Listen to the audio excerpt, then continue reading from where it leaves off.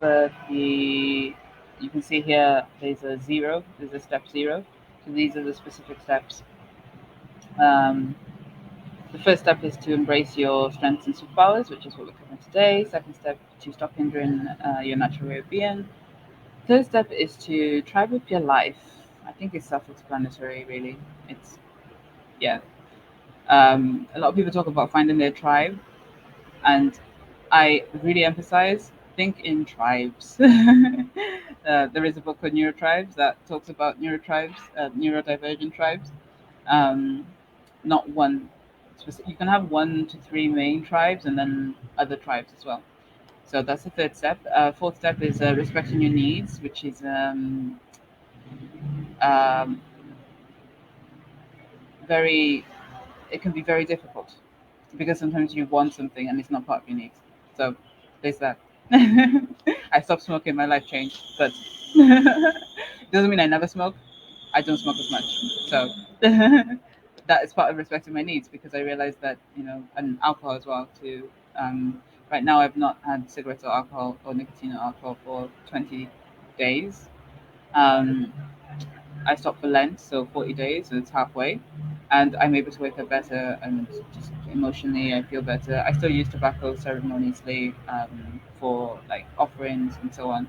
So that's about needs. The fifth step is to engage with tribes, continuing with the community example. Six is to spruce up your empowerment toolkit. I work with people closely to um, develop. That should be toolbox, but it's fine. This is the original.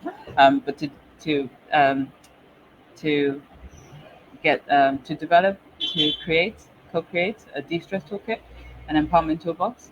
Here in the content, it's written as Spruce Up Your Empowerment Toolkit because this looks at both your de-stress toolkit and your empowerment toolbox. So rather than having it like just one, so I could have just written Spruce Up Your Empowerment Toolkit and Toolbox, but um, it's a bit long. So that's six.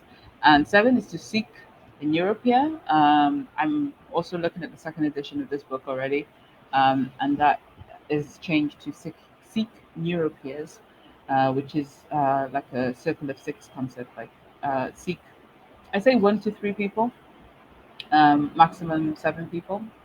Um, yeah, find other peers, neuroharmonic people that you can support each other through your specific needs, challenges, and abilities. And then there's a bonus section in the book, and you can find out more and connect.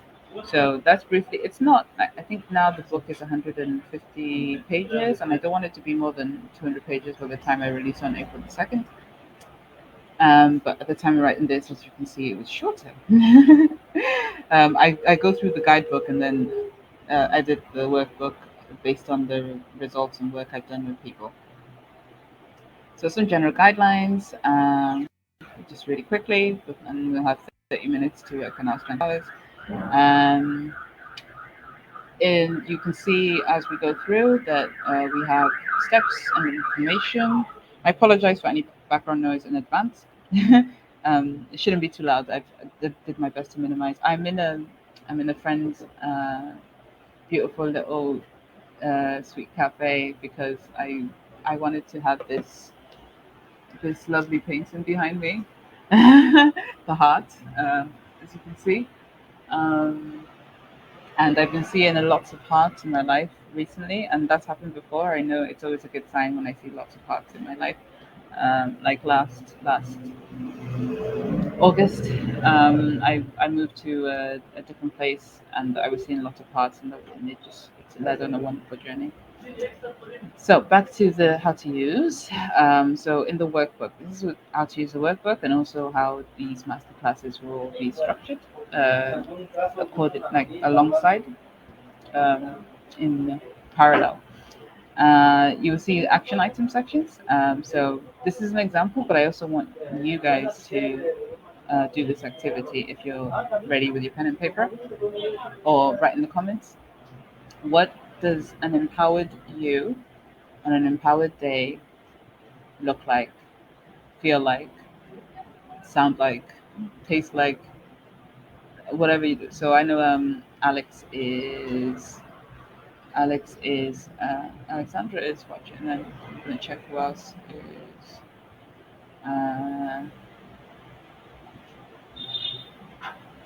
I can't remember how to freeze the screen right now. If you want to put in the comments, Alexandra, an answer for this, feel free to. And if you're also watching in the replay, um, then write in the comments below uh, how what empowered you. For example, on an empowered day, an empowered hour, in an empowered moment looks like, then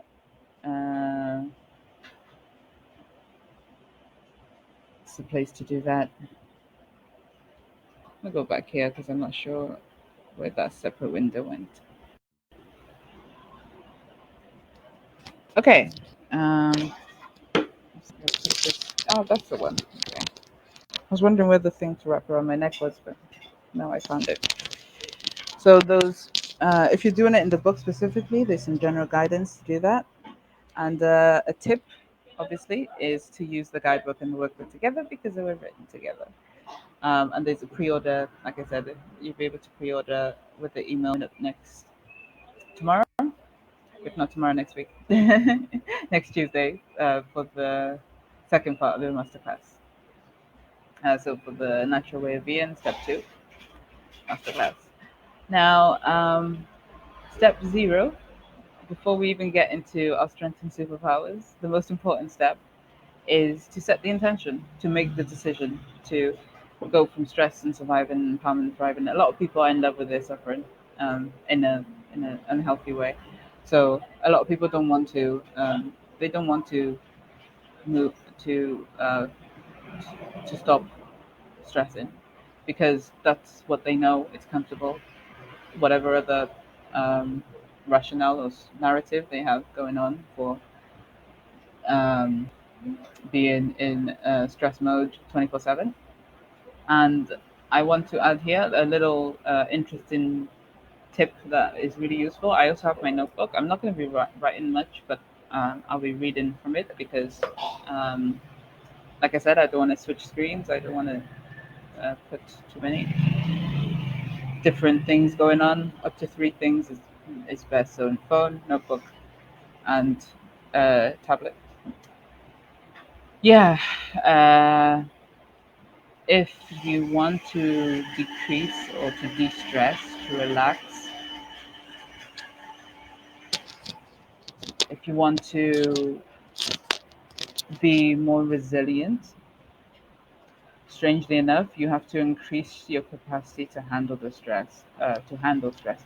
So you almost have to increase your stress tolerance. You have to stress yourself out more in this very specific ways, not just any stress. Actually, some stress is damaging, traumatizing. Some stress is um, traumatizing in a negative way.